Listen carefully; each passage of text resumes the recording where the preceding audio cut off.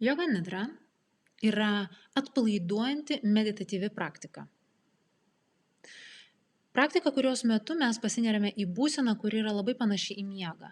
Tai yra būsena tarp miego ir sąmoningumo. Kad jogos nidros metu gauti geriausius rezultatus, praktikos metu yra verta likti budriems. Visgi tai yra labai atpalaiduojanti praktika ir neretai jos metu yra užmiegama. Ir tame nėra nieko blogo. Jeigu taip atsitinka, vadinasi, jūsų kūnui reikėjo būtent miego šiuo metu. Visgi, jeigu praktikos metu mes liekame budrus, mes aktyvuojame tas savo smegenų bangas, kurios mums leidžia nuraminti savo nervinę sistemą. Mes aktyvuojame savo parasimpatinę nervinę sistemą, kas padeda mums apdoroti praeities prisiminimus, užsilikusias praeities istorijas ir neišjaustas emocijas. Tai yra lyg smegenų higiena, lyg smegenų masažas ir labai gilus poilsis. 20 minučių jogos nidros atitinka maždaug 2 valandas gilaus miego poilsio mūsų kūnui ir mūsų protui. Neišjaustos emocijos užsilieka mūsų kūne ir tai labai pasireiškia įsitempusiais mūsų raumenimis. Tik štai jeigu mes nesugebame tinkamai ir tikslingai atpalaiduoti savo kūną, mes net nesuvokiame, kaip stipriai mūsų kūnas yra įsitempęs.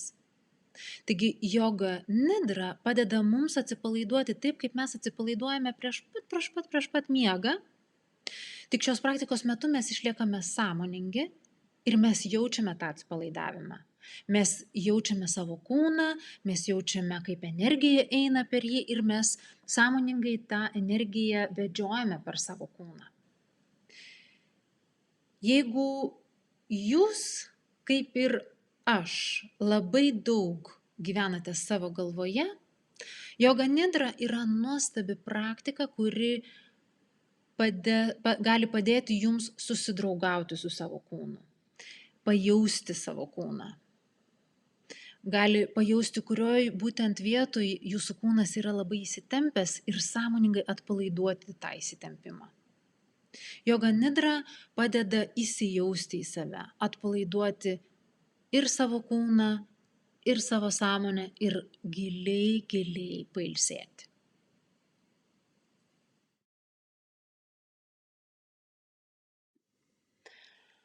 Joga nidra yra praktikuojama atsigulus ant žemės arba lovoje šavasana pozicijoje. Tai yra atsigulus ant nugaros, kojos pečių platume, pėdos nusviria į šonus, rankos palei kūną, šiek tiek atokiau nuo jo, delnais į viršų. Svarbu visiškas patogumas. Todėl galima po kojomis ties kelienais pasidėti pagalvę, kad būtų šilta ir jauku, galima užsidengti pledu ir po galvą galima pasidėti pagalvėlę, tik labai nedidutę, kad nepakelti labai galvos ir neužlenkti kaklo. Svarbu įsitaisyti patogiai, likti visiškoje ramybėje ir tiesiog sekti mokytojo balso, kuris veda į visišką atsipalaidavimą.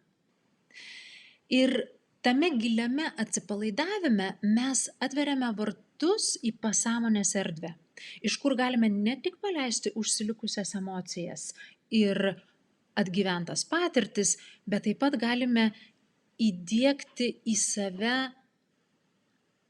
pozityvias įgalinančias mintis. Taigi, jogos nidros praktikos pradžioje ir pabaigoje mokytojas visada jūs kviečia savo ištarti pasirinktą savo intencinę frazę. Tai yra vadinamas sankalpa. Tai yra trumputė frazė, į kurią yra įpintas noras arba svajonė. Sankalpos pavyzdžiai gali būti tokia pozityvi frazė, kuri prasideda žodžiais aš esu. Pavyzdžiui, aš esu pasitikinti savimi ir drąsiai siekiu, ko noriu. Arba aš su lengvumu paleidžiu atgyvenusias programas ir atsiveriu gausiai.